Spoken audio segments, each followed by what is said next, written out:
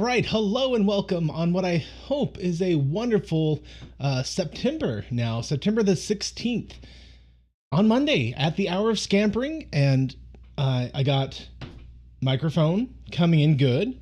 I've muted my desktop audio so I won't hear audio. Uh, Guys, I my camera's off center, so there we go. Can't all be perfect. I, I think we're good. Jeff, how you doing? Oh, don't even. You're not gonna fool me with that for more than a second at least. I'm here. How are you? I'm doing good, thank And you. Thomas says, OMG, Jeff has sound. Yeah. Whew, okay, no sound. No, Josh. Jeff was pulling a prank. There was plenty of sound. Well, hey, Yes. it has been a hectic kind of evening for me. But kind of a hectic weekend starting Saturday. Uh, so Saturday afternoon, we get a phone call from uh, Amy's stepmom, and we find out that her dad had a heart attack. Oh my goodness. I'm sorry Yeah, to hear that. yeah. I am saying something, Thomas. Is he messing with me? I am saying. He Okay, is no, messing with you. I'm he's pretty messing sure with he me. Okay, is. I you're never gonna be too sure with me. So yeah, it turned out they're out doing some yard work with some friends or something, and the wife says, "Oh, I'm feeling a little nauseous," and her dad's like, "Yeah, me too." And he's like, "I'm not feeling too good." And he's like, "Yeah, me too." And so they go inside, and he sits down. He's trying to cool him off, and he motions her over. And he's like, "I've been having chest pain for 3 months." Oh, Yeah, and so she's like, "Okay, we're going to the hospital now." And so they rush down yeah. to the ER, and uh, they don't live around here. They live in a smaller town, and so she gets to the ER and she runs. So she's a hospice nurse, so she runs in and she's like, "Hey, my husband is having a heart attack. We need him in right away." And they're like, "Well, he needs to walk in to the ER." And she's like, "On the drive over here, he started to say, I can't feel my hands or feet anymore. Everything's going numb. Oh, Massive oh, pain. Things are going numb." She's oh. like, "He cannot walk in here." And then like he's having a heart attack. I need someone to bring a gurney out here. And they're like, "Ma'am, everyone has to go through the same paperwork. He's not special. He's gonna have to walk in God. here on his own." Uh, and so this woman is not a woman to be pushed around. Like she is like she knows how to get stuff done. And so when they try to pull this on her, and remember, she's in the medical field too. She's like, "Excuse me?" And she got people running out there after a minute or two, and they got him in and they got him processed, and so they hook him up, and he's like, "I'm on a 15 out of 10 pain scale," and Ouch. they're giving him nothing. Like they're taking their time, they're hooking up the EKG stuff, and she's like, "Look, you got to give him something. He's in pain.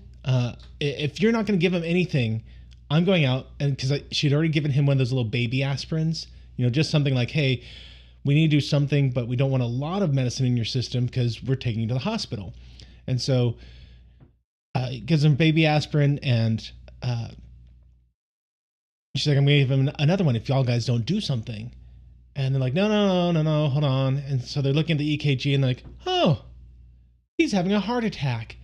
And she's like, yes, he's having a heart attack. Like, what do you think I've been saying this whole time? And so they're like, "Hey, you know what? Do not give him any medicine. No, we need to give him surgery." And so they took him back real quick at that point. They got a stent put in, and they it took a lot longer than normally these procedures would, and so we're getting a little antsy about it. We were Of getting ready to course. like buy tickets to go out there. Uh, we have a few airline miles saved up where we could work things out, and because we're like we don't know how bad this is, we don't know how quick his recovery is going to be, and uh, just we've been all over the place. So he's doing fine. He's stable now. They actually discharged him today. Thank And God. yeah, so we were hoping he'd talk to the cardiologist today and figure out when to get scheduled, because they were saying that the stent is in there and it's what he needs for now, but what he needs is a surgery that will like replace the arteries. You know, when they take some of your vein from your leg and they Mm. use that to kind of do some switcheroos. So it's like, oh, okay, they need to do this, but they're like, yeah, but we're not going to do this today. Yeah, a bypass. It's some sort of specific bypass, though, right, Amy? Like, it's not just a quadruple heart bypass. They have a specific medical jargon name for it that I can't remember. The only thing I can think of is CBD, and that is something entirely different than than a heart attack or a surgery like that. Um, yeah, the doctor never showed up. Doctor never talked to him. That is believable. That's Yeah, they just discharge him. Like, okay, go home. And I think it's in 10 days, 9 or 10 days. They said come back and you will have a consultation with the doctor at that point. That's not even the wow. surgery. That's the consultation. So I don't know if they're going to wait that long. Maybe coronary artery bypass graft. Josh, that sounds very correct. Oh, and Amy's saying it's 9 days was his regular cardiologist appointment, like a checkup. Like that's not even with with a surgeon type person. So I don't know. That's inexcusable. I, That's I'm kind of hoping that in the meantime, um, maybe maybe they go to a bigger city. Maybe they contact another cardiologist that will see them more quickly. I don't know. I'm all I know is so I had a scare a couple weeks ago that turned out just to be you know, it was a month now. I had a scare a month ago, and um, it ended up just being I was having really bad reflex. They thought it was an ulcer. They gave me medicine that I was on for 2 weeks. I'm doing great now. I was pretty mad about the bill. Like they charged me $800 just to read an EKG. Like it was a 30 seconds worth of work, and they're like $800. And I was pretty upset about that. But my goodness, um, night and day difference between the quality of care I got here in the Metroplex versus the town where they are. And again, it's a small town, and the hospital I still went that's to, just yeah, yeah, the hospital I went to is one of the best hospitals in the state, if not America. Baylor Scott and White. people deserve better care than that. That's just Oh yeah, inexcusable. and you know I understand. I understand that it was a weekend, and so your A team isn't necessarily there. But come Monday, I I'm trying not to be too harsh. Like maybe they don't have a cardiologist on staff. Maybe their heart surgeon is like one of these rotating doctors, and so he serves some time in this hospital over there. He serves time over that hospital over there. So I don't know. But I agree with you, Jeff. I do feel like you should have better care available. Absolutely. That's just I'm beside myself. Yeah, and Amy's saying he had multiple blocked arteries, but only one stent. So yeah, so we're trying to figure out what's going to be our schedule here for the next couple days. So uh, I'm going to be with the kids. We're at the very least. We're thinking maybe Amy can go there with her sister. Uh, I'll hold down the fort here. Thankfully, I got my sister nearby and got my mom nearby, so it's not like I'm going to be totally thrown to the wolves. Which We're on speed dial, right? yeah. So, I mean, I think I could handle it, but I do remember when I was left alone with my dad. Well, with me and my sister were left with my dad because it's medical story time with Matthew. So the first grandchild that was born to our family. My oldest brother's daughter was born, and my mom goes up to see the new baby, and everything's wonderful. And then she almost dies. It turned out that her esophageal valve at the stomach wasn't fully formed, and so it didn't close. My And so goodness. she lied down, threw up a little bit, and almost drowned on her own food. Oh my goodness. And so thankfully, my sister in law, my my oldest brother's wife, so my oldest sister in law, see, oldest sister in law. That sounds like shade. Now that we're starting to become older people, I feel like I should say, well, my oldest sister in law, but so my oldest sister in law, she had like a turkey baster, and she knew exactly how to like get her airways clear, and so my mom's. It was supposed to be like a week long visit, turned into a month long visit. And so it's my dad and me and my little sister, and it was traumatizing. Like it was so hard. My dad was a wonderful human being, but he was definitely, man, like it has to be done this way and it has to be regimented. Like we were, my dad was never in the military, but we grew up practically military in the way like you wake up at this time exactly and you do a very set routine always. So there is one day I got home after school and found just my sister in tears because she was trying to fill in my mom's shoes and she didn't know how to do all this stuff. And like she tried to make baked mashed potatoes once, and instead Hmm. of putting in a teaspoon of salt, she put in a cup. Oh, She a misread little the bit of line. difference there. Because she was like, okay, you're doing 1 cup of the instant flakes, and then she read the next line, but her eyes shifted up. So instead of it being Yeah. 1 teaspoon salt, she read 1 cup salt, and so she okay puts in the salt. And, Uh, and so we're like, this is really potent. So I think I could handle it, but I don't want to do to my children the same experience that I had as a child. And I'm not quite as regimented as my dad is. I have learned to be more flexible, but I'm aware of my foibles. They they are not just limited to forgetting to turn on my microphone or mute desktop audio. I have plenty other foibles to share around. I'm sorry, Amy. Yeah. I I tell people like every time people are like, "Wow, Matt, you're so lucky Amy married you." I'm like, "You guys don't know the half of it." Like you just don't. I actually had one of the kids in my youth group talking about how she thinks Amy must be this really incredible person and really wishes she was in a teacher in the youth group because she thinks that she would probably be a really great leader for the girls. And she's like, "Man, you must be so lucky to be married to her, Matt." I'm like, "Kid, you don't even know the half of it." Like I definitely married up. She married down, and I'm very thankful for it. You're a saint, Amy.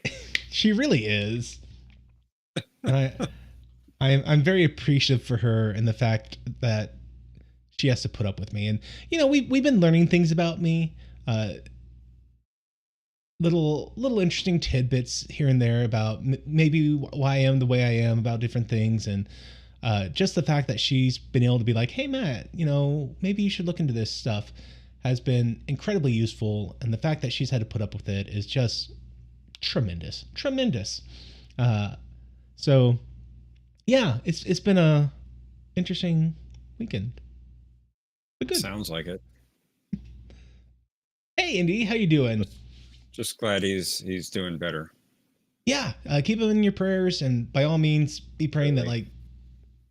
like they get some sort of feedback sooner. Yeah, no kidding. Uh, but yeah, so I made some predictions last week. Yeah, the predictions that I typed up, they're a little confusing. Yeah, yeah, they would be. What you got? Well, you said there's political turmoil. There's entering the time of darkness. mind, intelligence, thought, how things will be affected by all this, and they're trying to figure out how to prevent it from getting worse.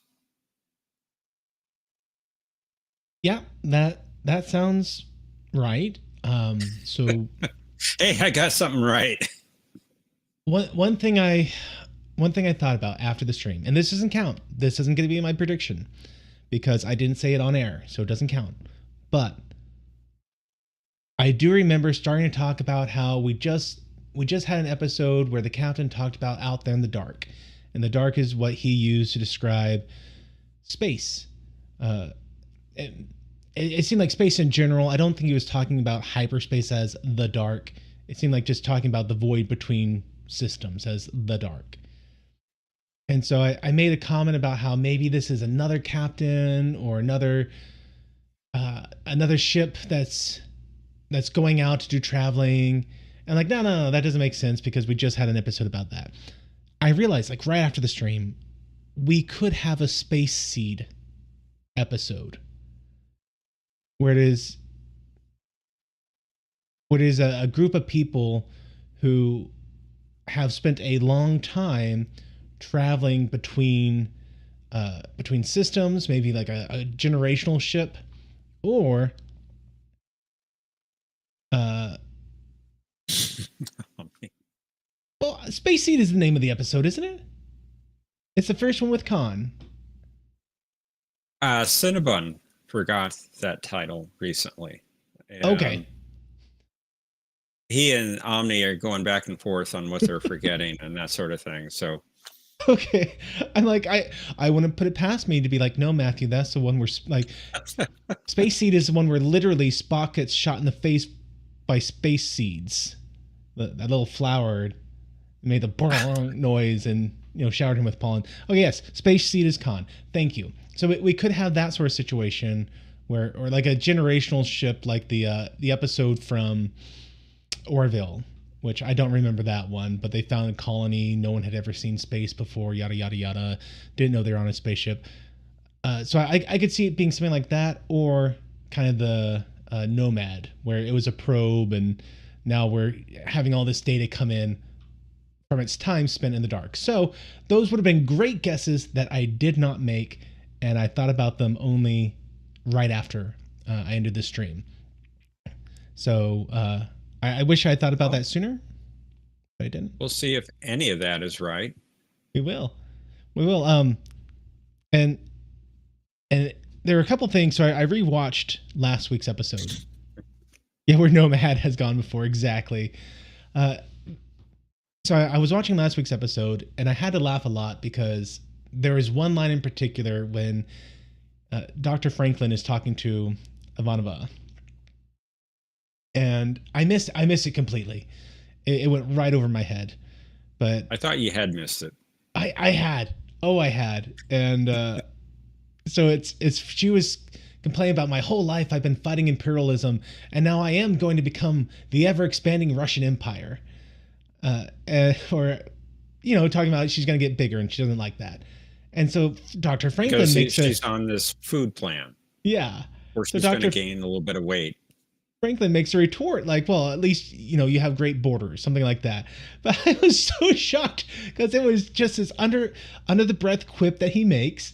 Yeah, but with very nice borders. That's what it was, Texas. Where it was like, wow, I cannot believe that he made that comment, but it was such a perfect quip to her complaint.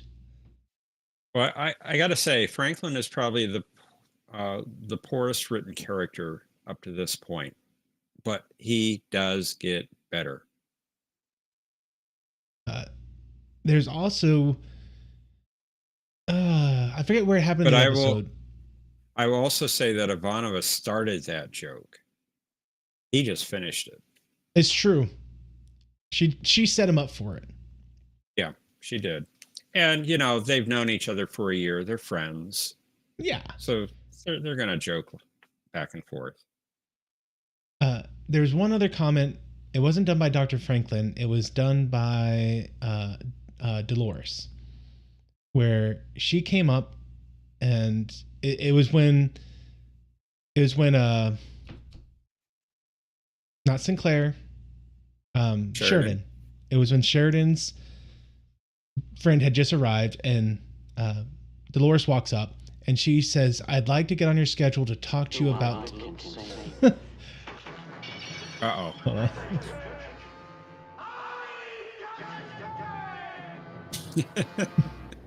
No, darling, no. Okay, missed opportunity. I made that clip, and I should have spliced the Star Trek clip together in black and white just to fit better. Stretch goals. See, I think of stuff really well way after the fact. But thank you for your kind donation, President Biden. It says, "Is a question of Trek ever coming back, Mr. Jeffrey Sinclair?" Stay tuned. That's all I've got. Apparently my kids have woken up, but my wife, as usual, has taken care of such matters. Thank you, dear. That super chat totally derailed me. Okay. Dolores asked, saying she wanted to talk about the stuff that was going on in Sector 19. I don't think I've heard Sector 19 brought up before. Is that accurate? Or have we heard of Sector 19? I don't think so. I don't think Okay. it's been mentioned before. Okay, so I made a little mental note of that. I'm not sure if that was just an offhand comment, just, hey, we're going to have her say something diplomatic-y, or I'm just making a mental note, like, hey, if Sector 19 comes up, they've talked about it in the past. Yeah, I'm definitely going to need lots of luck this week. So let's go ahead and... I looked it up quickly. Sector 19, there's a Narn Centauri contested sector. In 2259, Earth and Minbar attempt to act as intermediaries. So is that just a sector that the whole time since the very first episode we've been dealing with then? I think it's just some random sector. I don't think it's one that we've seen before. I mean, it's only got a very brief mention in the wiki. Okay. So, I mean, it would make sense that Sector 19 is the area where...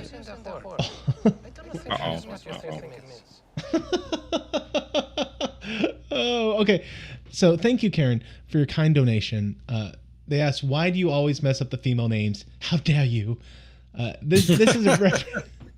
This is reference. Someone last week on the video commented asking why I only and consistently, intentionally get the female characters' names wrong.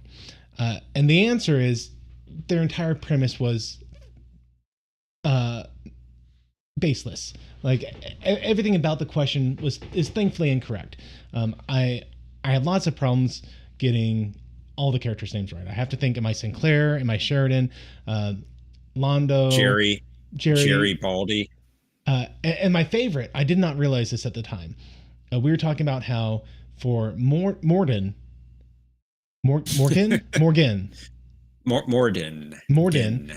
I had to ask for help because I could not figure out the guy's name. Like I tried finding it on IMDb, on the episode listings and the cast. I could not figure this out. So Morgan. Morden. D-E-N. Morden. So I keep calling him. On me. He's trying to confuse you.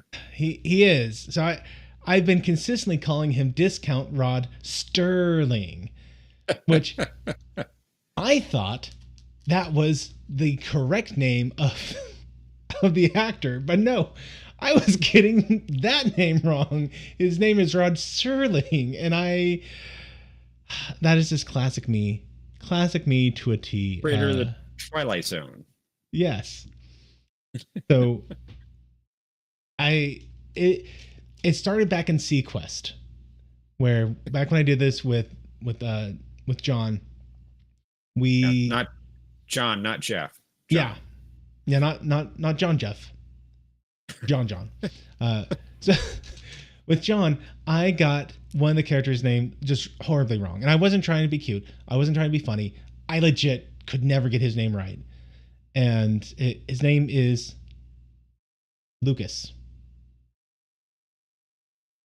Yes, it's Lucas. And I I kept calling him Lewis. And Yeah, so you it got did. to the point where I'm like, you know what? When I get a character's name wrong, I'm just going to lean into it. I'm going to accept the fact I can't get this stuff right. And I'm just going to poke fun at myself. So every time I get a character's name wrong, I try to keep using that wrong name just to make fun of myself. It's not a slam on the characters. It's a dig at me. I think there was one character in Sequest that I could not stand that I did intentionally give some nickname to.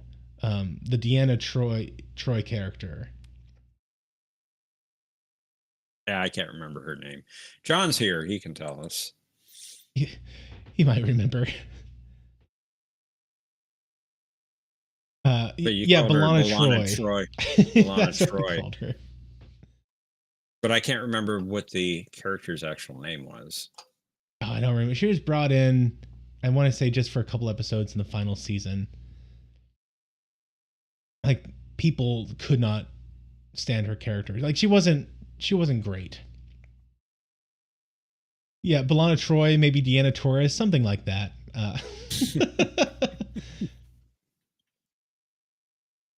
Yeah, who knows? The station is 5 miles long. We may yet see cetacean ops in the next 4 seasons. Possible, but the station doesn't move through space, so that's what the cetacean ops was used for in starships on Star Trek. That was such a random thing to throw in there. Miller says the 1701D had a giant duck. Okay. Not sure what he's referring to. I mean, maybe it's like when you stare at clouds, you see different shapes. Maybe if you look at the Enterprise D just right, it looks like a duck. The MSD, yes, says John. I don't remember this. You'll have to give me a. Have I never seen the schematics? Oh, okay. I see. So, okay, let's get this started, and then I'll circle back to that. There was a duck icon that appeared on the Lacar's display sometimes. It was jokingly supposed to be the ship's source of power. I wonder. I don't know. I'd love to see. I'll have to look it up because I'd love to see like a still frame with the duck on it. I never noticed that. Elcar's duck. So while I'm looking this up, let me let you know how this works in case you just so happen to be here for the first time. You can click on the link that I have pinned right now, and that will take you to our screening room. And what that does is it lets all of our watch times sync up such that whatever we're talking about at the time, hopefully, if I'm not on some rabbit trail, you can see and watch along with us.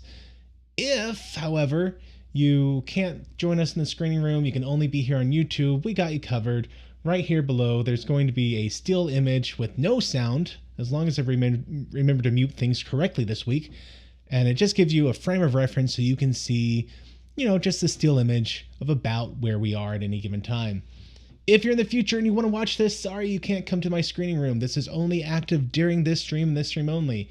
If you're here later, you need to have your own copy of it. So you can buy it on Amazon, which will be an ad-free experience. You can do it digitally. You can watch it with ads for free on Tubi TV. Or, and this is my favorite, you can just buy the physical DVDs.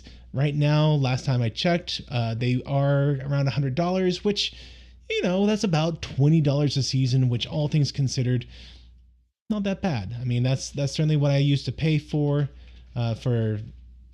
DVDs back in the day, and these are Blu-rays. They are the digitally remastered Blu-rays, which pretty reasonable, I think. $91.99 currently on Amazon. Okay. So yeah, it's if you're patient enough, it seems like they had been down around the $70 range, and I would certainly say hang tight, enjoy on Tubi TV, wait for that sale. I mean, Thanksgiving's coming up. It's probably gonna, if it's not on sale before then, they're probably gonna cut the price a lot for Black Friday. Black Friday. Yep. We'll see. That's what I was thinking. Have you bought your copy, Matthew?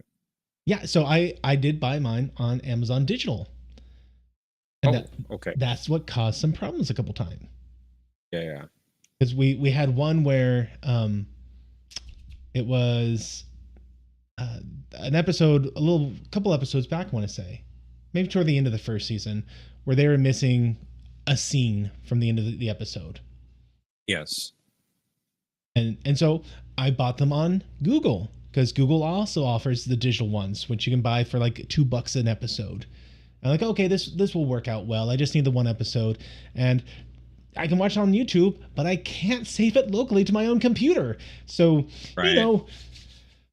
Issues abounded. It worked out. I was able to do a screen capture with OBS, thankfully, so I can have a local copy of what I paid for to own.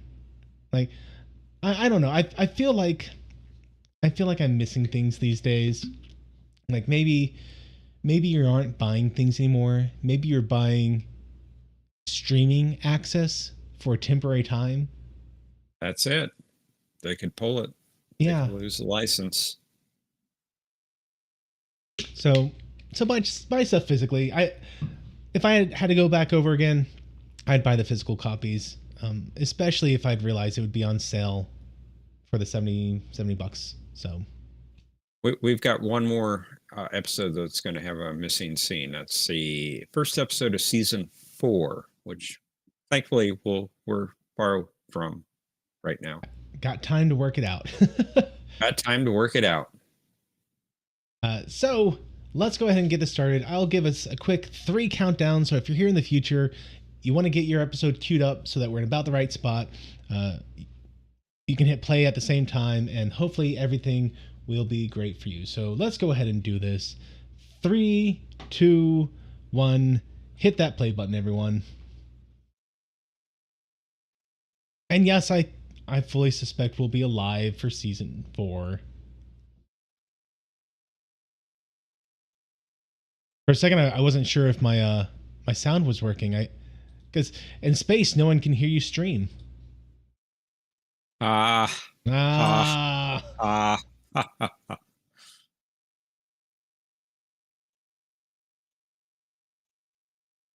so it's the Copernicus, and they come in peace. Which, that sounds like the name of a satellite we launched at some point.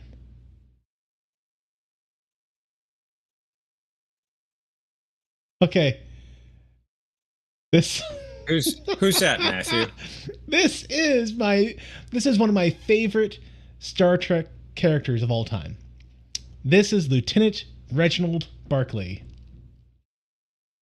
And yes, Omni also. Go ahead, Jeff.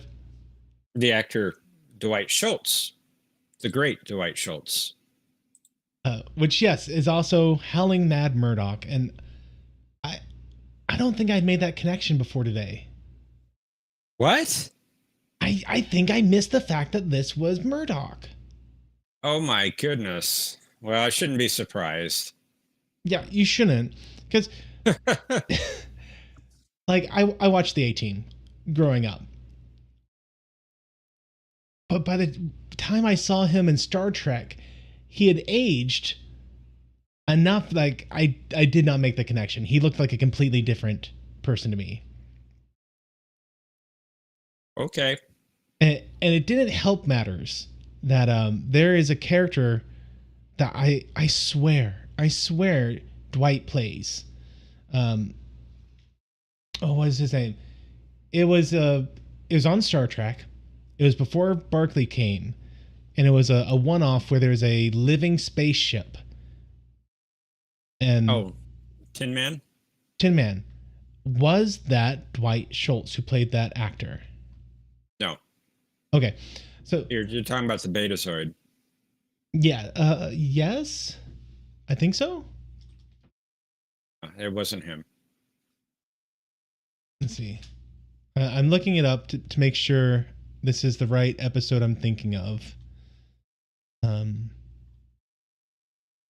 Is a star about to go supernova. harming the warboard. Maybe? It doesn't sound too correct. Okay, no. Yep. That's it. I pulled it up on Memory Alpha, and there's the picture of the cigar-looking ship. Yes. But yeah. Dumb 2, if I remember correctly. For whatever reason, that guy, I have always consistently mixed him up with Reginald Barkley. Just something about his face, to me. There is a bit of similarity. I will give you that. Okay, now that I'm older, I don't see it as much. I'm looking at him right now. I'm like, that's who you think looks like Reg Matthew? Yes. Yes. Okay. I was throwing you a bone, and then you just throw it away. I did. I don't have a lot of patience with my nonsense.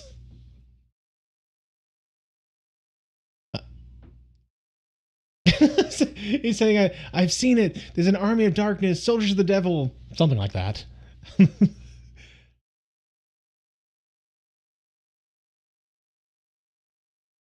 I mean, the things he's saying are things that Londo's aunt talked about.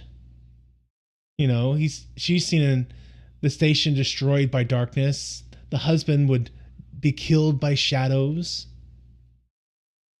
Yes. So, I mean, he might have some connection to something greater, something higher. He might be a loon.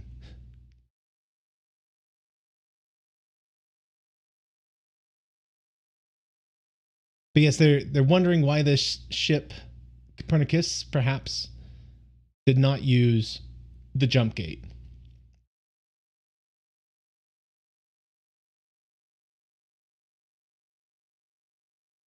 But so Barkley is one of my favorite characters of all time because he is the one who, from episode to episode, has actually been the most affected by whatever happened to him. Like, yeah, you could say that. Yeah, I agree. You know, Picard, he got to have a handful of episodes where his trauma with the Borg existed beyond that episode. Brothers being the most directly impactful.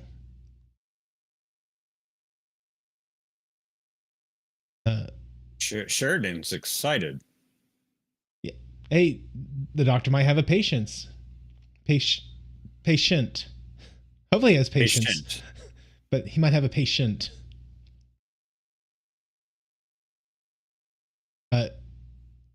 So every other character, I mean, they shrugged it off. Like Worf, he was jumping between dimensions and like, we're good. You know, Riker saw an alternate version of himself that was just ravaged by a timeline where the Borg existed, and you know, it was no big. But Barkley, he's like, yeah, I struggle big time with holodeck addiction, and he spends his whole career trying not to fall back into that. I don't know. You could say Worf went through a lot. I mean, he lost his mate in Kalar. He got a son. His brother, his father was accused of betraying the Klingons. His discommendation. You know, that's fair. They got blasted by something when they opened that. Yeah. But DS9 Worf, like things happen to characters, but like it didn't super impact them. But I will agree, Worf, he did get impacted, especially in DS9 when Jadzia died. Spoiler. I think everyone here has probably seen DS9.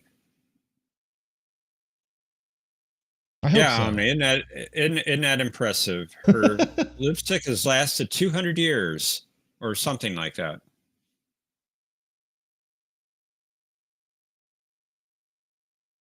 Also, yes, by the way, Space Seed. Now, I wouldn't be so crass as to make some sort of implication that they are ripping off of that episode. Because I would say that's just common sci-fi trope. The sleeper ship.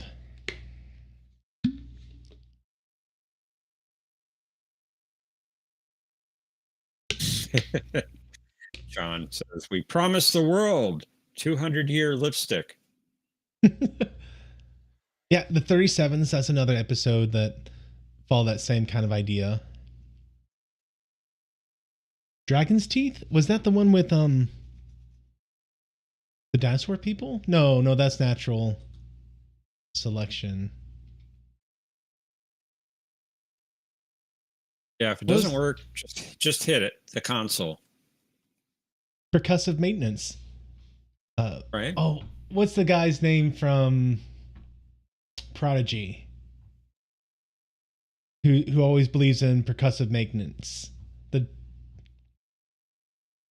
The short one, Pog? Yeah.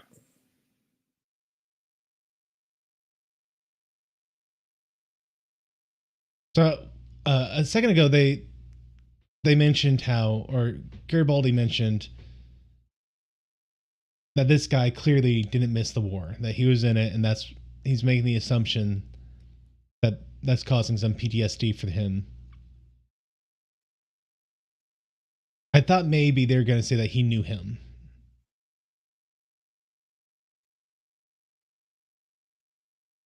But no, apparently he was just tripping. Does Garibaldi know something about Londo? They're friends. Oh.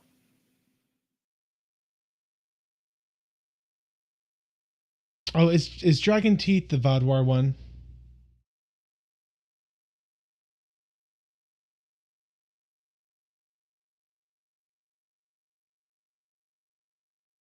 Texas says he thinks Garibaldi was being sarcastic about Londo.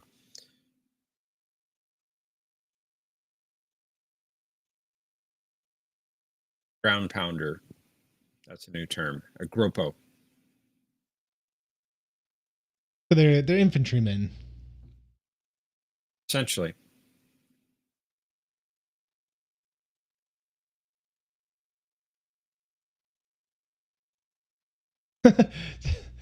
So Garibaldi, he's being nice. He's recognizing that there's a fellow soldier here, and he's inquiring, trying to get this guy to open up some.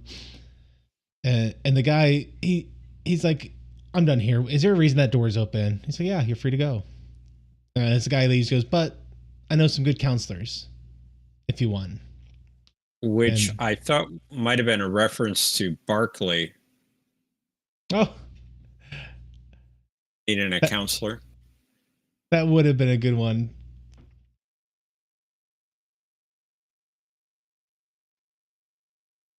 But unfortunately, Barclay isn't going to have anything to do with it. Garibaldi said, "You were just about to accuse the Centauri ambassador of being in league with the devil, which might not be too far from the truth." Yeah, I think he's just being a little. About Londo? I think he's just being sassy. Okay. Also, I don't think I would be comforted to have a doctor stroking my head.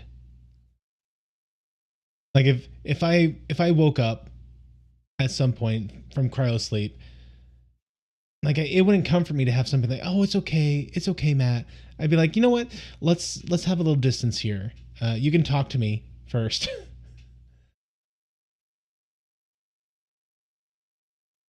Sorry, what did Ivanova say that had it the music go dun dun dun for us?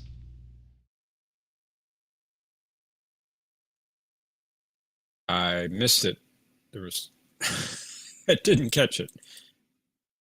I think she's making allusion to what we're seeing right now, that these people died of organ failure. That it seems like they didn't die of natural causes.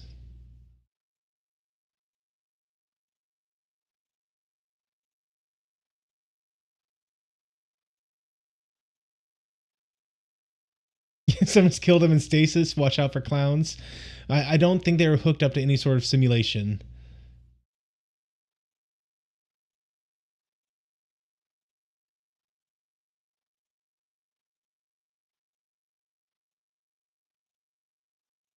Sheridan made a Oh, comment about how he doesn't think that he reached down his own throat and ripped out his heart. Is he missing a heart? so the music played like that because they found out that the second tube did not malfunction, and that indicates that the passenger may have been killed, Hmm. murdered.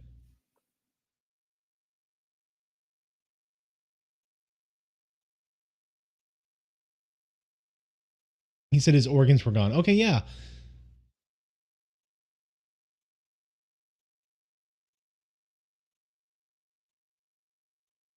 Yeah, that was in the autopsy.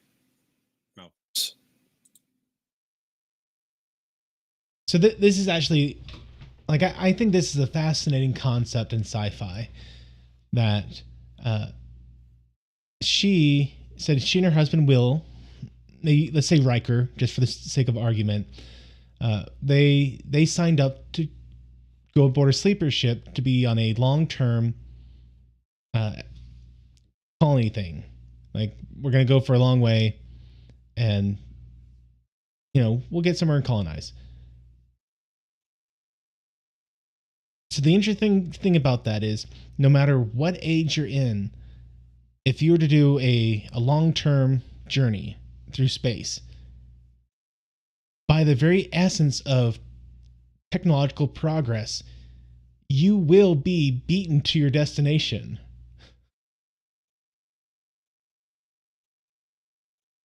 Because think about it, like if it takes 100 years to go from Earth to Alpha Centauri, let's say, then in the course of 100 years, you're undoubtedly going to find something better. And this is something they did in Ender's Game very well, where they sent the oldest ships had to go the furthest distance, and then the newer ones that could go much faster went to the close colonies, so that everything arrived at the same time. So Okay. even though the newer ships could have gotten there faster, oh, he is seeing stuff. And this is where he woke up earlier, I want to say, or maybe it's just lower decks all look kind of janky in general. Down below Yeah, or downtown, as Omni would downtown. probably tell me. Yep.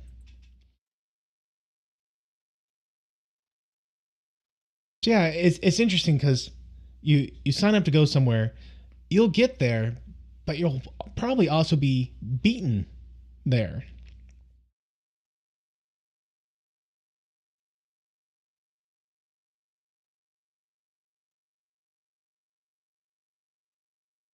So I mean, so you have stuff like this, and you have stuff like Space Seed. The last episode of season one with um, the three cryogenically frozen people.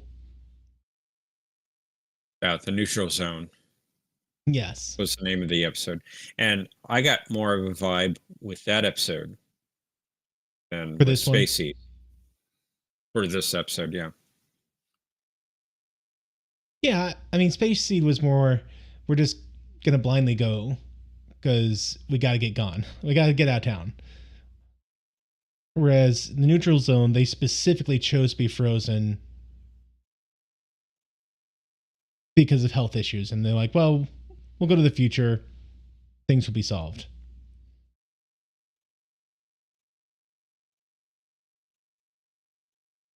Yeah, so he's catching her up on stuff about how they have jump gate technology now, uh, and she's kind of surprised that we still have violence. And Franklin says it's going to take more than 100 years for us to get past that. Which I kind of get a feeling they were doing a little bit of a dig at Star Trek with Yeah, that line.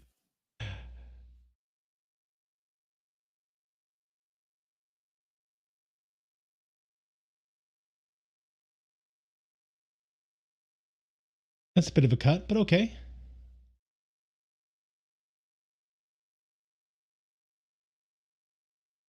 I mean, Franklin is just written poorly in this episode.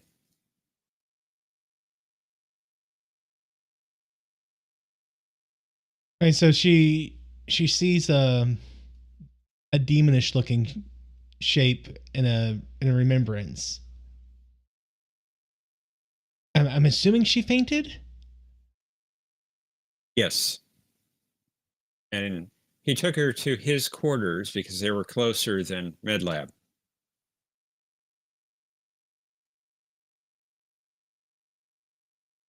But I mean, Jakar, he did make a poignant statement. Like everyone's making statements that could be referring to the larger stuff we've seen in the season so far, but could also be just kind of innocuous statements, kind of off the cuff stuff. Yes, John. Dr. Franklin is acting creepy in this episode. I agree with you. The writing for him gets better. Thank God it does.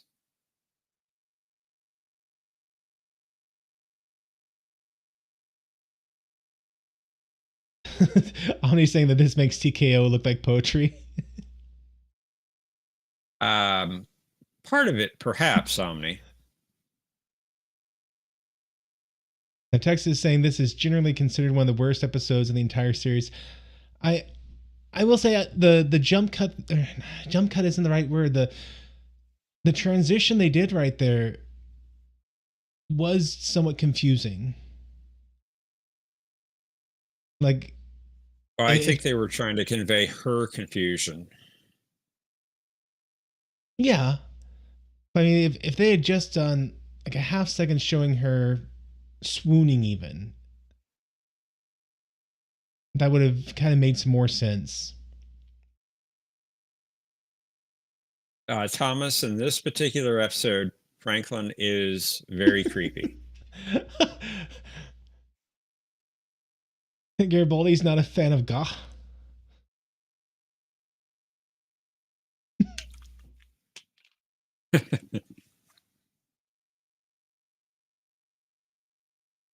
So I got distracted there, but I was going to say Barkley is interesting.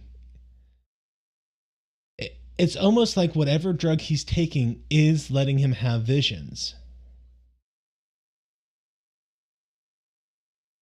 And it's hard to tell if it's the drug or if he is already predisposed to having this talent and the drug just gives him the ability to access that talent.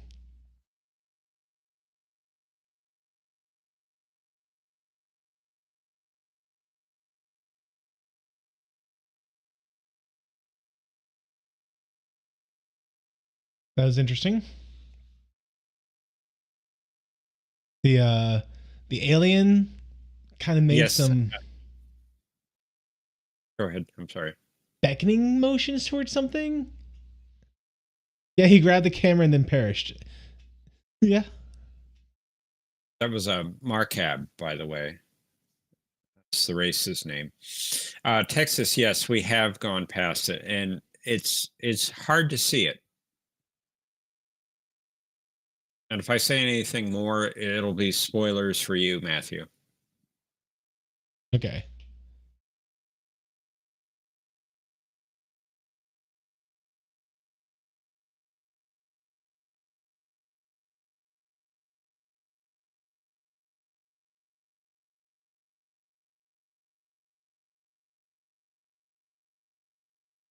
Okay. He mentioned Amos. Is that Barkley's name in this episode? Yes. Okay.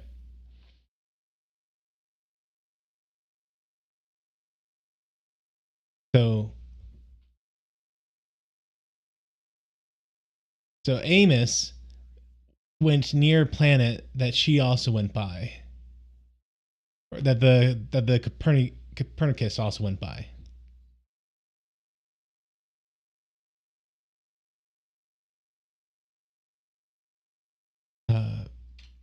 Let's see, Copernicus.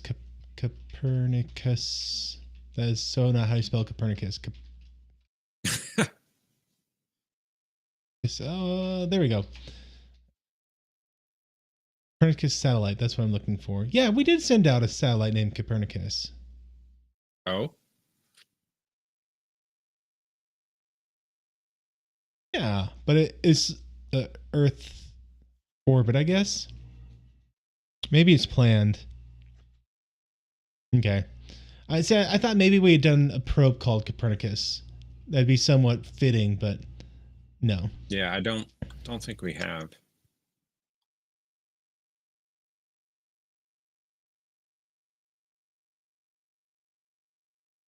Yeah, Texas. I was noticing it.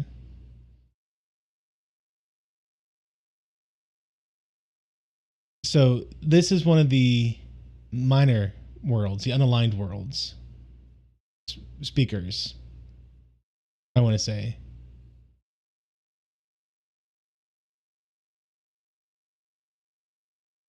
And he brought up the fact that there's a darkness out there, and Londo's immediate reaction was to be dismissive and laugh about it. And he's going on saying that it was mostly defeated, this evil was, and it sought refuge in the dark corners of the galaxy, in the universe, where people wouldn't be able to find it. And now they're starting to see it come back. And Jakar, again, he's like, yes, this is what I've been trying to warn people about. I agree. And Londo is being extremely dismissive. I find it interesting that Dolores and Kosh are not here.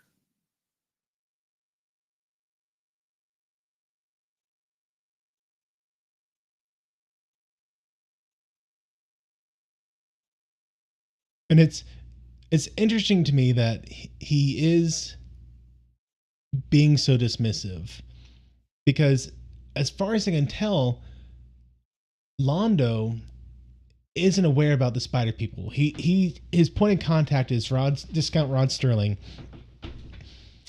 but he has no awareness of the higher power. Oh, And yet, he doesn't. yeah, but even still, he's clearly being affected. Just his dealings with Rod seems to be putting him in this mindset. You also notice that Londo's clothing seems a little bit different. He seems a little bit darker. His clothing seems a little bit more like uh, the other Centauri he was talking to recently, Lord Riva. I hadn't noticed that.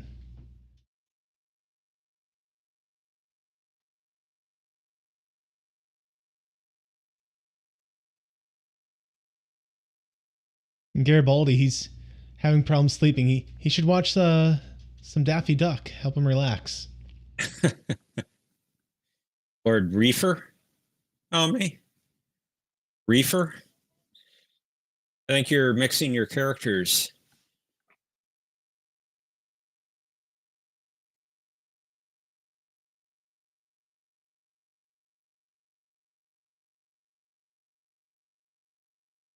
I think you're mixing Rifa with Kefir.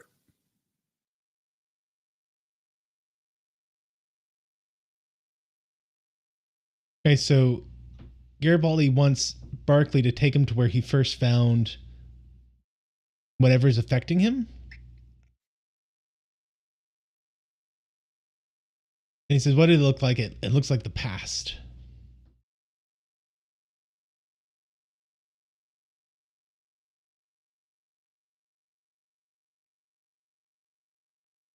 So is Barclay taking adult substances?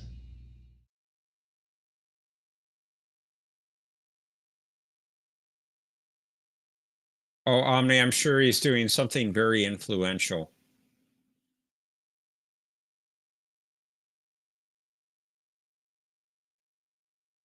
So Omni's so asking, where is Kefir? Well, he must be doing something influential. Josh, I don't think anything would help me predict the future of the episode, and definitely not that. But it seems like Barclay is saying that he isn't doing drugs, that something is possessing him, influencing him.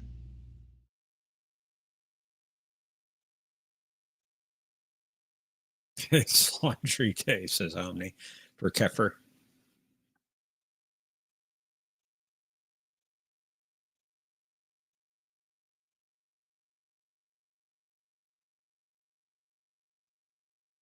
I like this aspect of Garibaldi. We gotta see it first with him and Londo, but just this willingness to go the extra mile for the individual who legitimately that's what they need.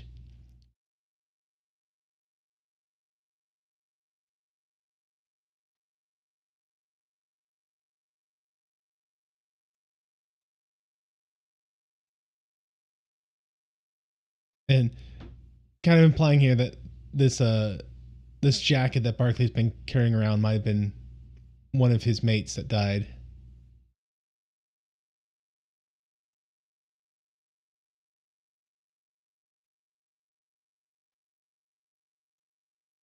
So he wants to know about this listing post that he found. And they, you know, as far as they knew, it was a dead world. They didn't do the scans on it or perimeter checks. And this thing came in the night during the storm. Just a thing. Able to walk right through the walls.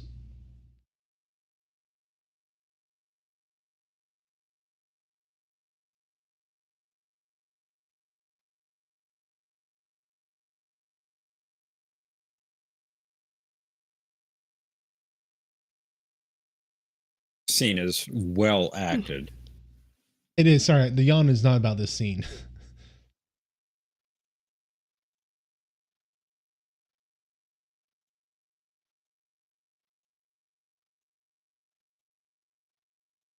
It says it was standing in what seemed like the middle of a ball of lightning. Which, a ball of lightning, that sounds kind of like the camouflage chameleon that we saw, I want to say.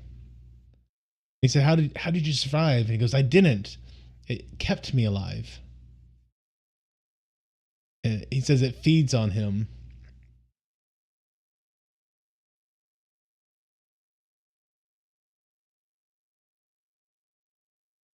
He's saying that says when the rescue party finally got me, he only weighed 85 pounds. And he's saying that there's a part of him that's still inside that thing. So he's saying they're linked somehow.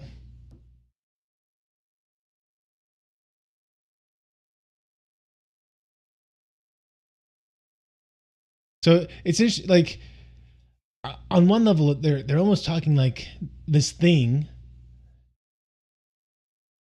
preys on mental energy or psychic energy, and at the same aspect, it's talking as if it's literally eating him from the inside out,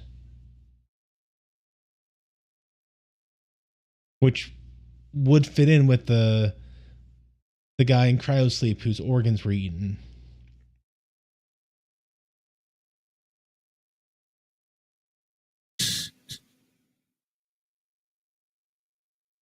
Trek stole the trills. Clearly.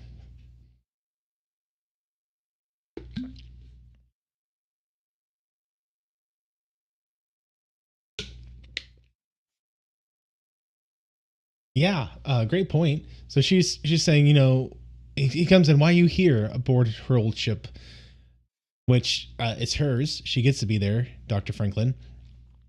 But she goes, well, it's all I have left. The ship, these consoles, you. Maybe I'm assuming too much. And instead of saying, yeah, slow down, Toots, he says, well, you know, we're just moving a little fast, but go on. He's like, your husband died 5 minutes ago. It's like, well, you know, it was 5 minutes ago.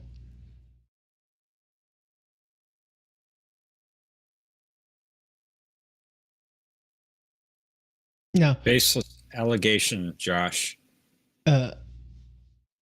Perhaps a psychologist might point out that this woman is 100 years in the future from her perspective, just lost her husband. Maybe she's in a vulnerable state and emotionally latching on to a convenient person, maybe now would be the wrong time to pursue a relationship with such a person.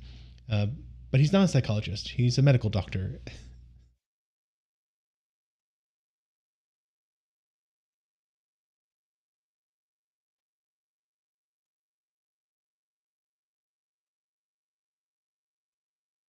Of course not, Thomas. But then again, you are suffering from bunny brainwashing. So.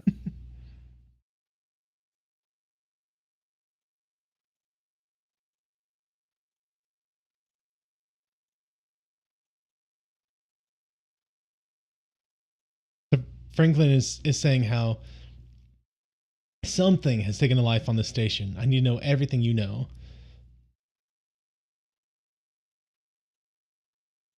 And she's saying this thing she sees in her dreams. She thinks it was using her to stay alive until it could find more food. And that sounds kind of like what Amos was saying. It was using him that way.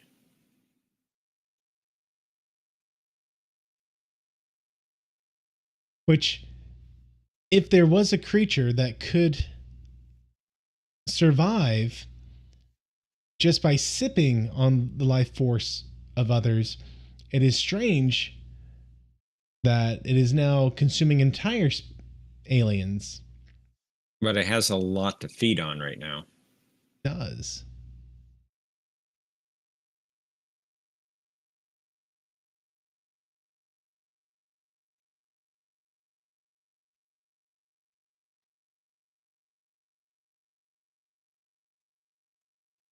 Ooh, maybe Thomas is right. Sheridan talks about how, oh, you mean it's acting like some sort of symbiosis.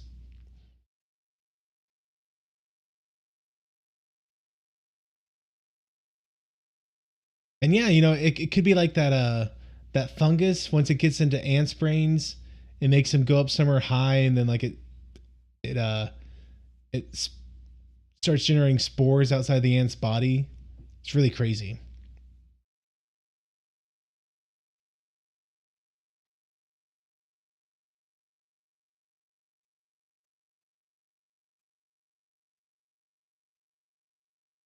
But maybe the reason it's trying to keep her alive is because it was able to like study her for a long time and create a strong connection such that maybe it can influence her slightly or not so slightly.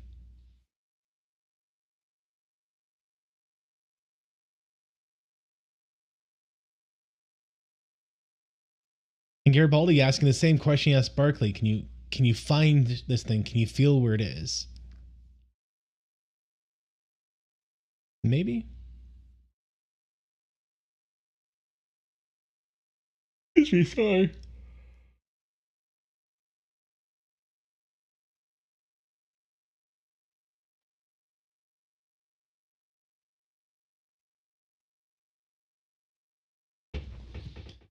So they've lost comms. They think they found it. They've sealed the doors. But if this thing can go through walls, like it's been said so far, I'm not sure if there's any point to sealing anything. Prevent anyone from going in, I suppose. All right.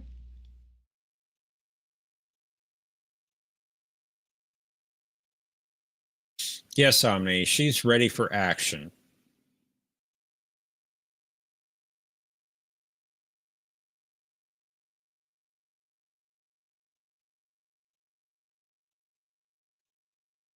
Like Guinan has the disruptor right under her bar.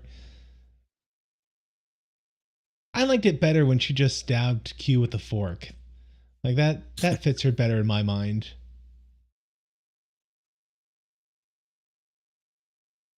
Oh, she wanted to inflict pain on him.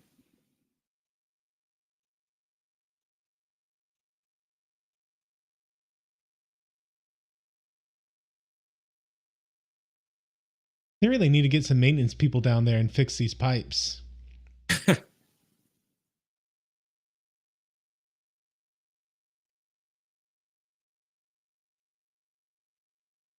And it's, I've been calling things spider creatures, but Barkley was literally covered in webbing.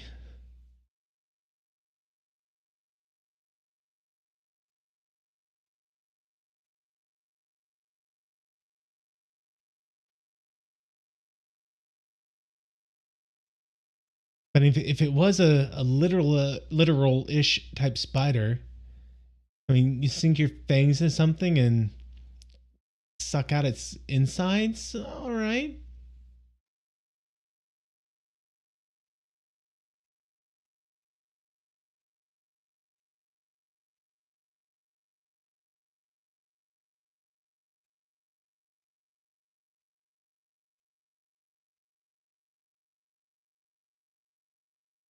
Oh, sorry, I cannot stop yawning. It's only 10:40 in the evening.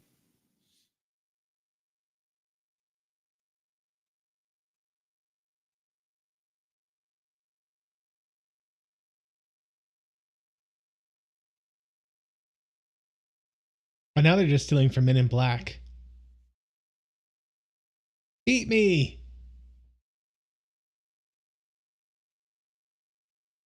I hadn't thought about that. You're right. To be fair, I think maybe Men in Black came out afterwards, but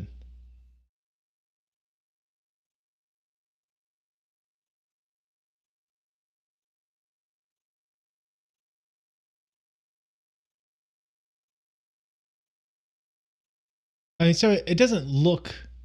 It, I make a joke about spiders, but it didn't look like a spider creature. It looked more like a classic demonic shape. It did. J. Michael Straczynski, he wanted a much bigger effects for that shot, and they just didn't have the time or computing power at the time to do it.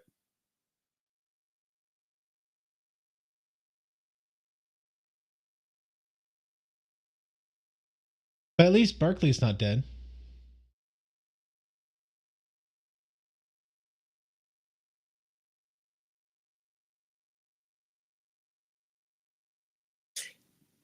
Yeah, it did kind of look like the Darmok alien.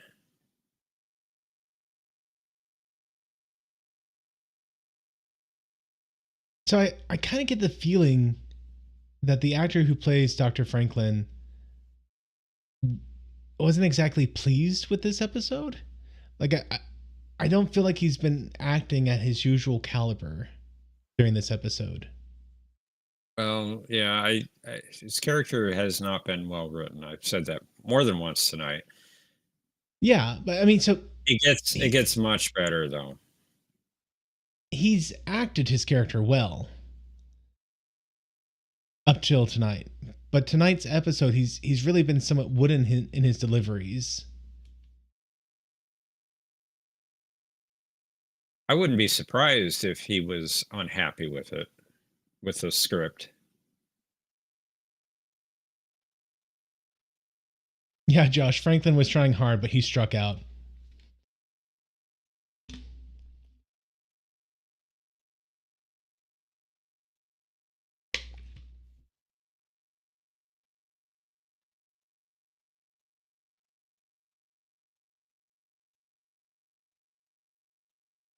So it lost 10%.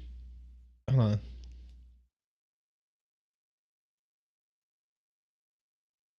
So they're saying that when it passed by that moon, they lost 10% of their atmosphere, but it also changed course.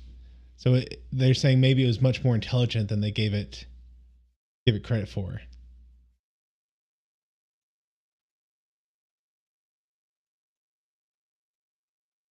Oh, so they're saying that it wasn't really headed for Babylon 5, it was headed for the Rim. That to the exact spot where Jakar said there was an ancient evil gathering. Zahadum? Zahadum. I didn't remember. I read it from Omni. No one be impressed. Zahadum. Well, the ship had an overriding program. If it found communication signals, it headed for that. That's what happened. It found Babylon 5 signals and changed course. And yes, Shakar is looking at a photo of what appears to be the creature we saw. In the Book of Jaquan.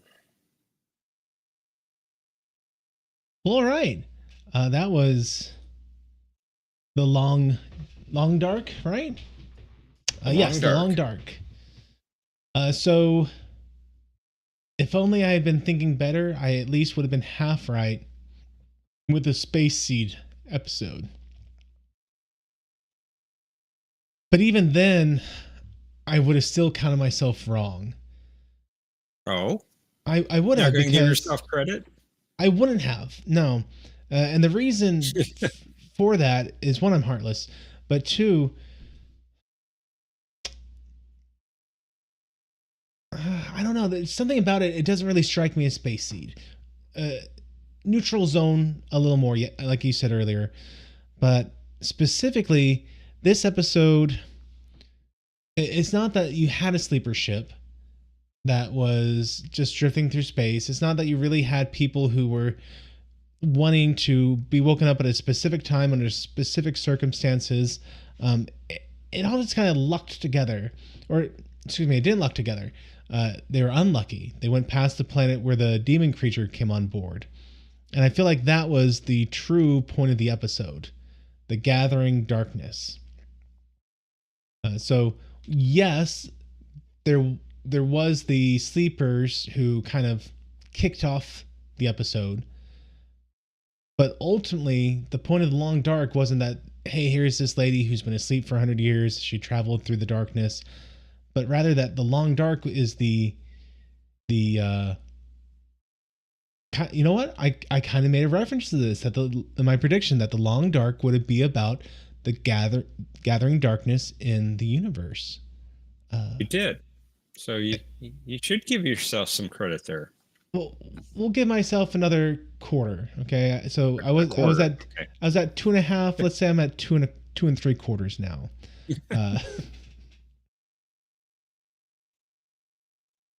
Thomas, you sent me something on Discord. Oh, was that the Minecraft stuff, or was that the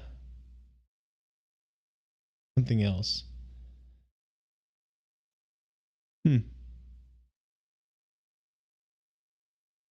Anyway, what were your thoughts about the episode, Jeff? Well, I just want to know what you thought of my TV guide listing for this episode. Thomas completely missed the fact that there was a power outage on the station with the fusion reactors going down. Let's see. So I'll read it. So of course, there on Twitter, there are these posts from this guy. He puts up TV guide listings for Star Trek: The Next Generation episodes that don't exist. They're just his creation. He has an episode synopsis, and there's a serious part, and there's a joke part to it. So I've been doing this for the Babylon 5 episodes on Matthew's Discord channel and the San Antonio 9 or Babylon 5 channel. And my listing for this episode was: the station's fusion reactors suddenly shut down without explanation, leaving everyone in darkness with temperatures plummeting, threatening all life on board. Meanwhile, Dolores has returned to the Grey Council in an attempt to turn them into the shiny, happy council. Council member number 7, Michael Stipe. And if anyone in the chat gets the reference for the joke part of that, let me know. Because unfortunately, I did not. No one did. Okay, so I'm not sure if I told you all this yet. I've gotten into a really, I feel so old habit of doing crossword puzzles with my wife. And every once in a while, there'll be ones that's like, oh, this was this singer's name in this band, and so-and-so from that band. And like, I cannot get them for the life of me. I have to get all the clues around it. I cannot do names. Like I can get a band name. Like you tell me the Rolling Stones, I'm like, yes, I'm there. Talk about Kiss.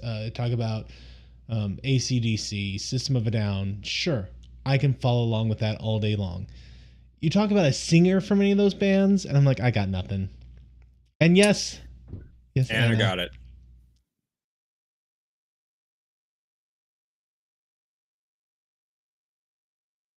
Uh, You do that, Josh. He tunes me out half the time when I go bad jokes. uh, beyond that, what do you think? This was not a great episode. I thought it was at parts like the transition part that you complained about. It that was poorly done. Um, it wasn't particularly well written. I think the writers have a tough time with Dr. Franklin's character. They don't write for him really well, Hmm. and you'll see coming up, not quite yet, but maybe about 5 episodes from now, J. Michael Straczynski, the showrunner, will write almost every episode from there on out, and Franklin gets a Hmm. lot better after that. Okay. But yeah, this was not a particularly great episode. It is ranked pretty low by fans in general. Um, I did like the Garibaldi Amos scenes where they were just the two of them together and they were recounting their time in the war, and uh, so I thought that was good. I thought Dwight Schultz was the highlight of this episode. He did a great job as Amos. I'm glad that they brought him into the show. He did a great job. Yeah, We do have the. I'm sorry. I was just gonna say that Dwight Schultz has been almost typecast into a insane type character. I guess when your big call to fame is playing Howling Mad Murdoch from the A-Team, I get why people kind of put you into those roles. But he is a really good actor. Like he can Oh, do a he's range of excellent. emotions. Um, we also see the Markab ambassador going before the council. They have these ideas of a darkness that was defeated in the past, and maybe they're coming back now, gathering their forces, kind of bolstering what Jakar has been saying. So we're seeing that come together, and we get reference here to the creature was heading toward Zaha Doom. Yeah. So a lot of foreshadowing here. If you'll forgive the pun. So that part was good. There were good aspects to this, but overall it was kind of poorly done. The Franklin characters was not written well. Yeah. So I enjoyed the episode. It definitely wouldn't rank high on my list of episodes so far. Uh, Probably this is probably the bottom of season 2 at least for me. I'll have to watch it again and see if I think it's better or worse than TKO. Omni was asking that. I'm not sure yet. Now, see, TKO, I almost split into 2 separate episodes. The Sure. Ivanova and Sinclair scenes are really good. The rest of it, I don't care anything about. Sorry, Omni. In terms At of least the this one, at least this one, everything seems connected. Or the TKO, I don't think was. I mean, so in terms of like kind of some issues I had in this episode, that that transition from going from Jakar rubbing her hand to just uh, I'm in Dr. Franklin's room didn't make a lot of sense to me. I want to say what they're trying to convey is that seeing Jakar made her think about her dreams. Well, Jakar did tell her to go back to where she came from. Well, I just mean like I missed that, but his face, like I can see how you could look at his face and be able to distort that into that demon looking face that she saw. So if they had either had her, I think the way it would have flowed best would be for her to look at him, and as she's looking at him, have the face come out, and it's this demon face, and then have her like scream and faint, and then wake up in Dr. Franklin's quarters, which, I mean, it should have been med lab, but if they did quarters, so have her wake up there, fine. But the way they did it, I feel like they had an intent, and it didn't quite pan out. Yeah, take my advice. Go back to the time you came from. The future is not what it once was. That is a great line. That's interesting. Thomas just gave me a link to a listing of the worst episodes of Babylon 5. They rank all 110 in reverse order of worst to best. Mm-hmm. This episode in that ranking is the 50th worst. There are 49 episodes that are worse than this one, according to this list, which I find very interesting. Omni asks, where's TKO on that list? It's actually number 1 on the list, the worst episode. Oh. Yes. So, I mean, although I would completely disagree with number 2, which we've already seen, and that's Grail. Oh. Now, one thing praiseworthy about this episode, obviously, all the interactions between Garibaldi and Barclay, fantastic. I love getting to see that side of Garibaldi where he's compassionate, and it's not just like, hey, I'm this nice cop character. It's like he cares from the bottom of his heart. He is deeply caring and sympathetic toward people, especially when they're at their lowest point. We got to see him do it with Mondo when he was heading off to kill Jakar. We got to see him do it several times, I want to say, with Sinclair. And now we got to see him do it with Barclay. Yes. And I love getting to see that aspect of him. And I especially love that Sheridan got to have that moment where he showed the same level of kindness back to Garibaldi. And just kind of the first episode with him. Right.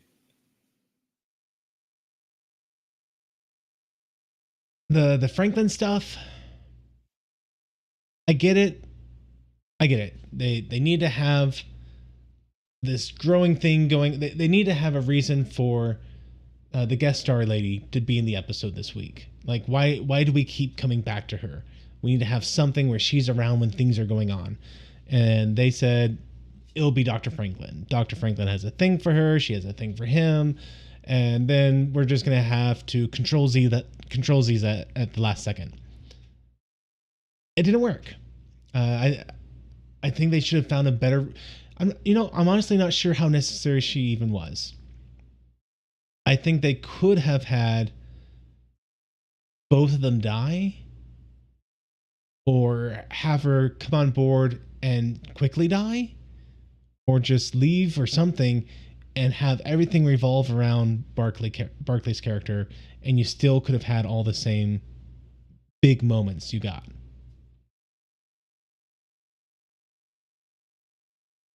Texas is saying, I think Franklin has the misfortune of being shoved into the ladies' man role that shows them 90s seem to think they needed. Well, yeah, I mean, you had Steve Urkel. You didn't get much more ladies' man than him. There's always had to be one ladies' man guy. Or Stefan. Maybe it was Stefan who was the ladies' man. But I mean, then you're splitting hairs. Who is Stefan without Steve? Hey, I'm sorry. No comment. I think I'm breaking Thomas's brain right now. Well, that's not such a bad thing. Yeah, did Matthew do that? Yes, he did. So yeah, like this episode is definitely an important episode as we see the growing darkness, the darkness lengthening. Like the long dark is like the long arm of the law. The darkness is reaching out and calling people to itself, and I think that's important because we're already seeing how Londo and I almost said the Calrissians, the Centauri, Londo and the Centauri race as a whole is headed toward the Shadow Spider side. And then You have Jakar and his people, the Narn. There we go. Jakar and the Narn. I was waiting. Yeah, my See if brain. you'd get it. The hamster's running as fast as it can, guys. Jakar and the Narn It's going on midnight, so I'll give are you a little room are there. siding with against the Shadow people. So like we're seeing how there's starting to be this division happening of choosing sides, and people aren't even aware that they're choosing sides right now. And so I love that as this influence is starting to take root in the universe, these creatures that have been long thought destroyed, shoved to the outskirts of the universe, are starting to come back. Which, you know, it kind of happened with Lord of the Rings, that as Sauron gained power, his mere existence was kind of starting to draw out creatures thought to be long since destroyed and killed. So, important episode. I agree. It wasn't the strongest, but I liked it. Yeah, I don't think it is one of the absolute worst of the series, but it's still not great. I don't know if I'd put it all the way up at number 50, which is almost halfway, actually. There are 110 episodes, so there are, 60 episodes better than this, according to that list, and 49 worse. Yeah, and the fact... I think I'd put it a little bit lower than that, but... Dwight Schultz acting alone in this episode and the interaction with Garibaldi is what saved it. Like, I agree. Like absolutely. That if it had 100% been the Franklin and I don't even know her name. Like that's how non-memorable she was. They didn't give her, like they didn't do enough with her to make me feel invested with her because you knew nothing was happening there. I got more invested in Riker trying to date the androgynous girl than Franklin trying to date this girl. Like, you knew in both cases she wasn't going to last past this episode. But they did a better job building up a meaningful relationship there than this episode did. Or the episode of Voyager where Chakotay fell in love with the girl who they're not allowed to be off planet, and as soon as the race leaves your presence, they like wipe your memory so no one knows about this race existence. Like, you got into meaningful relationships there because they actually wrote it such that the two characters, it felt like they had a chemistry. They felt really drawn to each other, and now it's like I got nothing here. Her husband died 5 minutes ago, and she's immediately like turning to him. It didn't work. And I did look up her character's name. It's Anne Marie. Anne Marie Johnson. I'm sorry, Mariah. Why did I say that? That's the actress's name. Actress's name is Anne Marie Johnson. Is Mariah Cirrus. I don't think she started guest starred in anything Star Trek related. No, I looked through the list, and the only one was Dwight Schultz, other than our regulars, of course.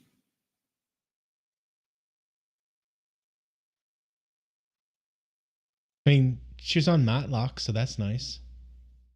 Oh, speaking of Matlock, they're doing a reimagination of Matlock. I saw that. Yeah, I posted that on Discord. A Mrs. Matlock. Yes. Which, it's okay. They want to do something like that. Just create a new character. Yeah, and who was it? Several years back, in light of the popularity of the BBC Sherlock with Benedict Cumberbatch.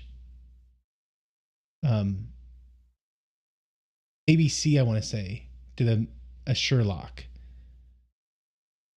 Oh yes.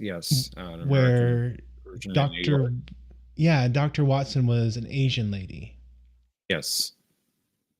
And I did not get through one episode of that. I got through the episode, but that like I only did the one episode. I didn't watch any of it. It was because in the final scene of the episode, they're watching a baseball game. And, you know, I'm not a big fan of the gender swap stuff in general. Like you said, Jeff, just make a new character. Like yeah, that's it, Trevor Lauren, Elementary. Mm-hmm.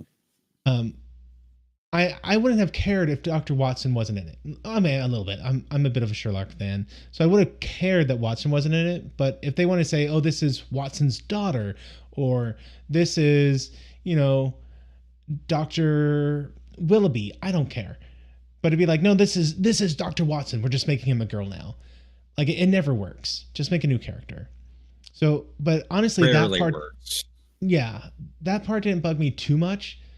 But at the end of the episode, she was all excited for a baseball game, and Sherlock wanted to leave, and she's like, "No, no, no, we gotta finish the game." He goes, "Oh, here's the exact things that's gonna happen.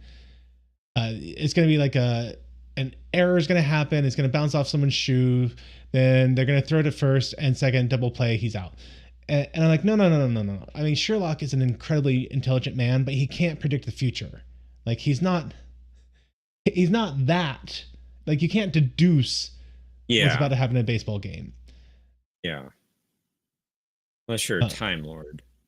And after that scene, I said, I'm done. I'm not like, if that's where you're going with this sort of stuff, I can see that it's not going to be for me.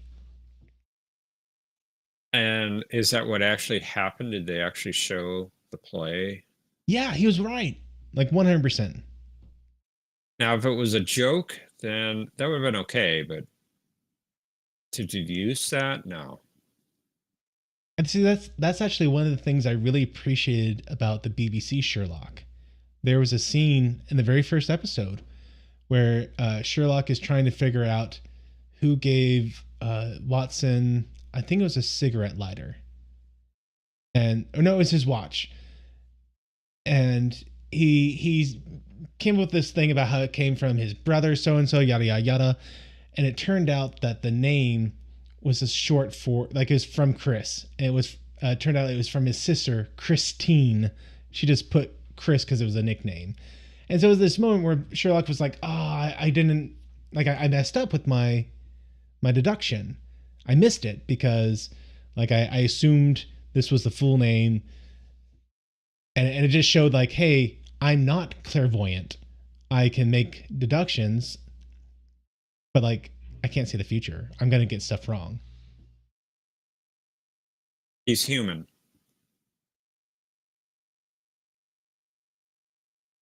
And Anna's saying, I think it was a pre-recorded show that Sherlock had watched. Was it? See, I admit, I wouldn't like, know. I haven't seen it, but thanks for that, Anna. That would have made it more funny. And I admit, I give shows, there's some things that just, I get to the show and I say, you know what, if this is the direction they're going, I know it's going to irk me too much to watch it. Great example of this, the reboot of Battlestar Galactica. I watched exactly one episode of that. And I said, I'm not doing this. And was it the pilot? It was a pilot. Okay. It was how they said we can't use networked computers. That everything has to be isolated. And I said, okay. Because, you know, you get your communications going and then they can hack in. And so what they did is they connected two computers through a physical wire. And they said, quick, they're hacking into the wire. And I said, nope, I'm done. Could be a great show. Could be a great show. It was a wonderful show. I know. I mean, no one get too mad about this, okay? I'm not saying it was a bad show. I know it was a great show. But I'm like, I can't do this. Like, if this is the level of like research you put into your very first episode, like it wasn't that we connected. It wasn't we connected to the comm satellite. It was here's two standalone systems, and by connecting it, they can now hack into the wires. I'm like, no, it's gonna be too much for me. So why wouldn't they be able to hack into the wire inside the machine? Exactly. Yeah. Yeah, maybe 80 years we can watch it, Thomas. Now, I will say that I generally liked the reimagined Battlestar Galactica. Did Oh, it was watch an it. It was good. incredibly well reviewed series. I am sure that I am being stupid on this, but it is still a stupidity that I am going to abide by. You know, a lot of sci-fi will do something like that. Yeah, in terms of saying how they made H.G. Wells a woman, I didn't mind that too much. I did get annoyed that they made her brother um, profit off of her. So it turned out that the H.G. Wells we all know was just a bumbling idiot, and he was just taking credit for his sister's work. Like I think if what they had done is said that H.G. Wells actually like got all these ideas for stories from his sister's experiences with warehouse artifacts. So he's still like this really great writer and he's this really cool guy, but like all of his great ideas came because his sister was also this really great person and had these amazing adventures. Like I could have worked with that. That would have been a fun twist, but the the uh the twist of he's this bumbling womanizer idiot guy and she's this really amazing person. I'm like, oh, okay, whatever. Yeah, and Joe's saying he can't tolerate the Techno Babylon Voyager. I understand. I love Voyager. Voyager's fun, and See, it's the modern Trek makes it seem like a masterpiece. I Most of also admit modern Trek. I do look at Voyager with rose tinted glasses because it is the series that I really got to watch front to end every week. Like it was the first Star Trek series where um, I was given free reign to watch. Fair enough. Thomas, I know I need to get into the habit of stuff again. Miller says, "Not when it's killing Tuvix. That's not fun." Maybe someday But I'll get to that episode. two crew members got saved. Needs of the mini. The needs of the mini. And if Tuvok had really been inside Tuvix the way they said they did, Tuvix would have said, "Yes, we need to do this because the needs of the mini outweigh the needs of the one, which is me." But he wasn't in there. I mean, Tuvix could access the memories, but he didn't have what made them special.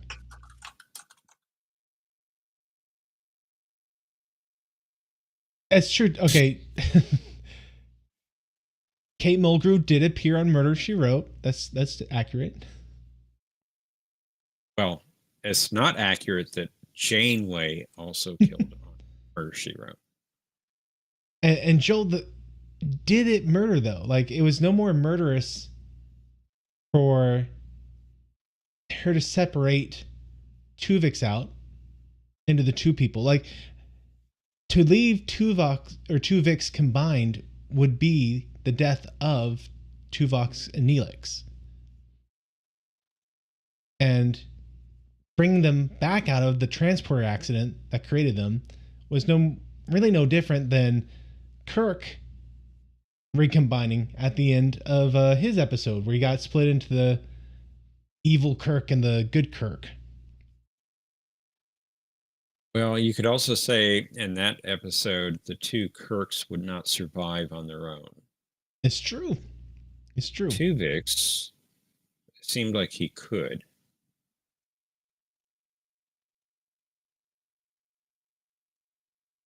No, Tuvix most certainly did not willingly sacrifice himself.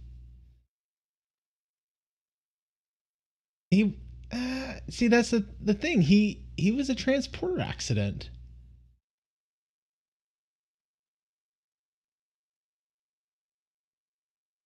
Anyway, We're not going to agree on this tonight, I don't think. yeah. Jeff, final thoughts about the episode before we sign off. Great episode with Dwight Schultz and Barry Doyle as Garibaldi. Great scenes between the two. We get a little bit of knowledge about the darkness that's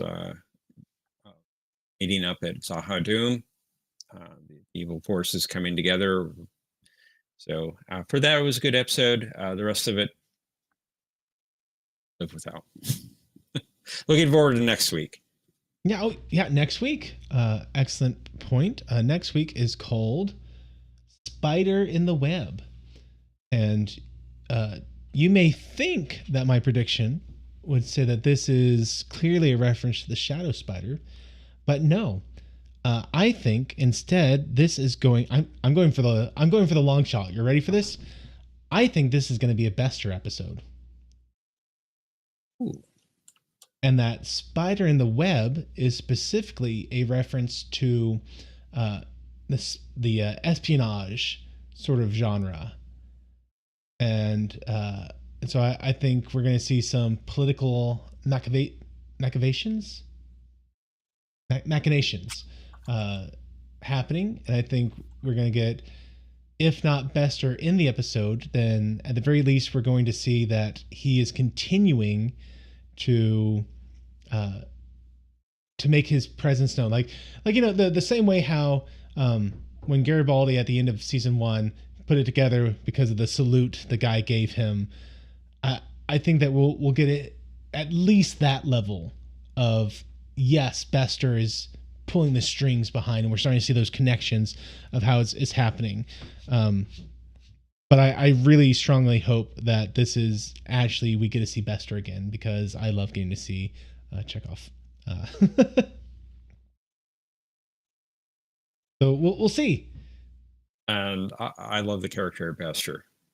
We got a glimpse of him in one episode last season. He only gets better. And I know that might be a slight spoiler, but it's worth stating. He's a great character. Very, very, very good. I at least knew Great that he villain. appeared, so it's not too much of a spoiler, because I have seen gifs with him in it beyond just the one episode I've seen him in so far. So everyone, thanks for hanging out with us, and I look forward to seeing you next week at the Hour of Scampering. See you next week, everyone. Thanks for joining us. You think about it more than they do. and thank you, Wadsworth. What Do You Mean Murder? We'll pick that up next week as we undoubtedly get side railed to Tuvix again. Take care, everyone. Good night. Thanks for watching this video. If you enjoyed it, please be sure to hit that like button and share it with your friends. If you haven't subscribed yet, I hope you will. And be sure to hit that bell icon to be notified of all the updates I do on this channel. If you want to support the work I'm doing here, then I hope you'll consider becoming one of my Patreons, where you'll get early access to all kinds of videos. And until the next time, may the Lord bless you and keep you. May he cause his face to shine upon you and be gracious to you. May the Lord lift up his countenance upon you and give you peace. Amen.